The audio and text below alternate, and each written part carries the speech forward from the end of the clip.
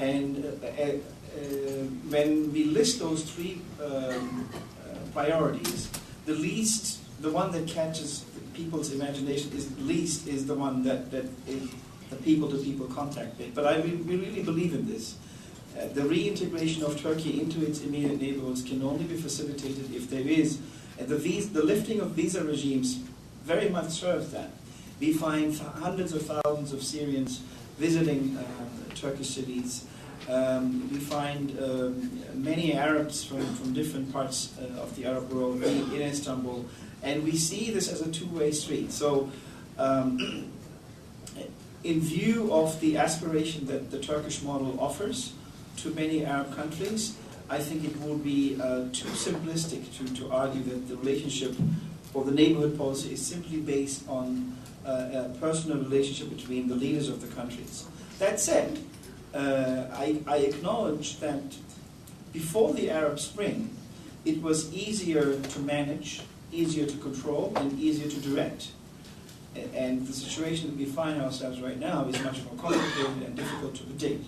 But I agree with Ambassador Liel that ultimately, in the short run, for Turkey, there seems to be challenges with the Arab Spring. But in the medium to long term, I think Turkey will benefit immensely from the radical transformation that's ongoing, because the radical transformation basically will end in different countries with different time spans, with more democratic, more transparent, and more open regimes, which can only benefit Turkey.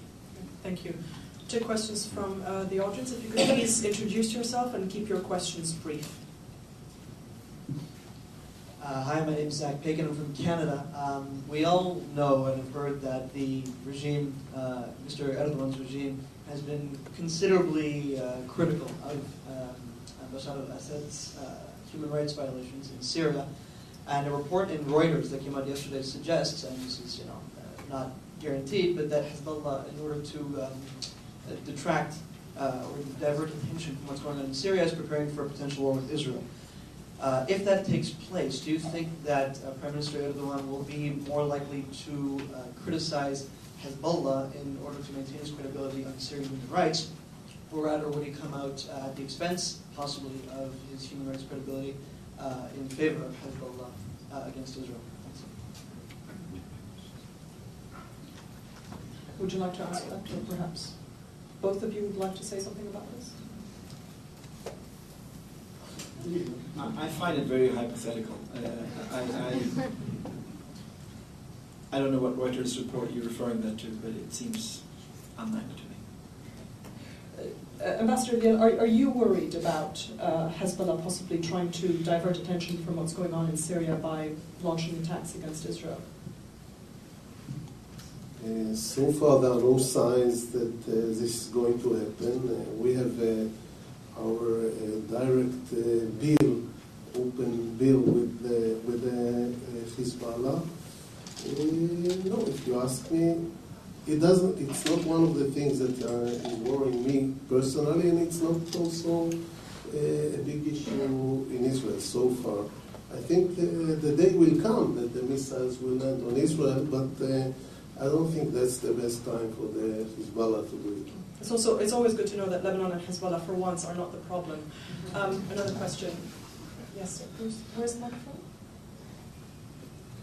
The man with the glasses and the beard, please. His name is Sam Lewis. I can't really see. I'm Sam Lewis, retired U.S. diplomat. You know, there's one country that nobody ever mentioned, Saudi Arabia.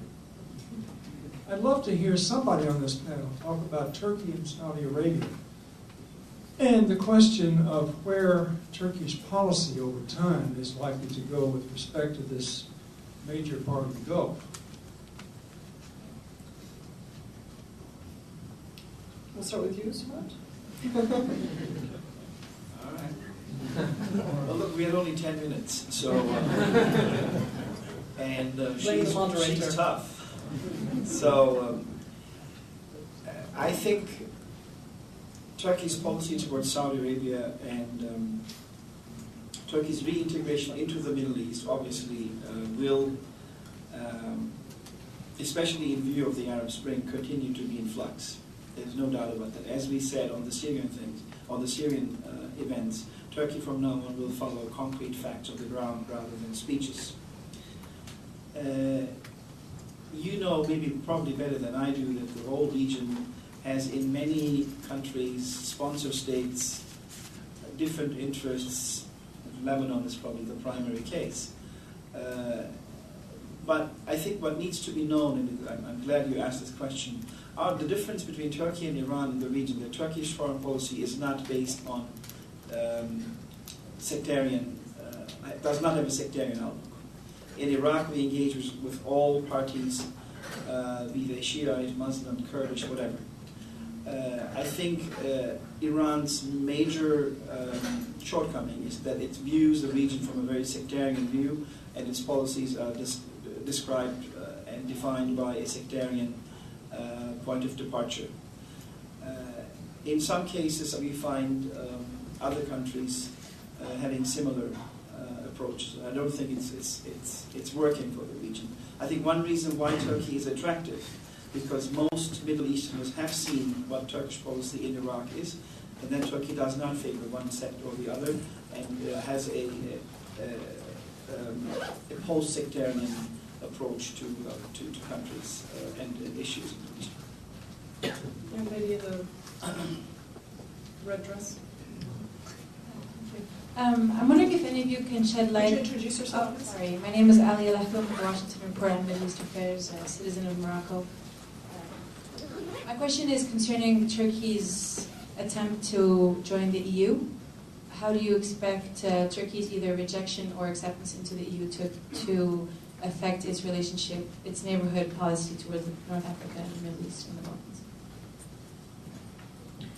Perhaps we could start on the other end of the table. Perhaps Dr. Mufti or Dr. Martin would like to start with the answer.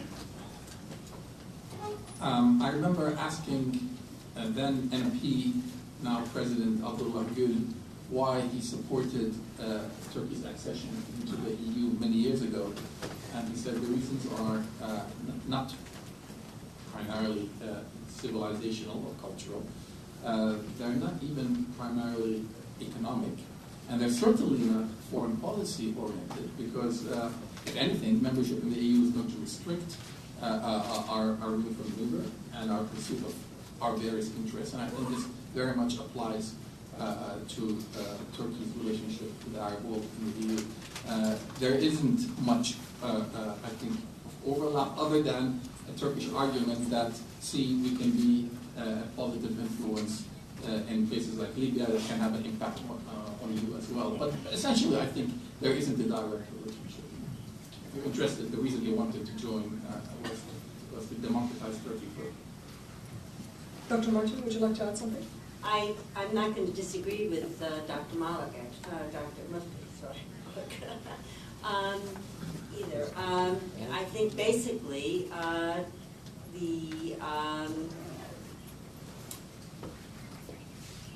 the Turkey's, I think if I'm wrong, please correct me, but I think perhaps what you're getting at is that Turkey's relationship with the EU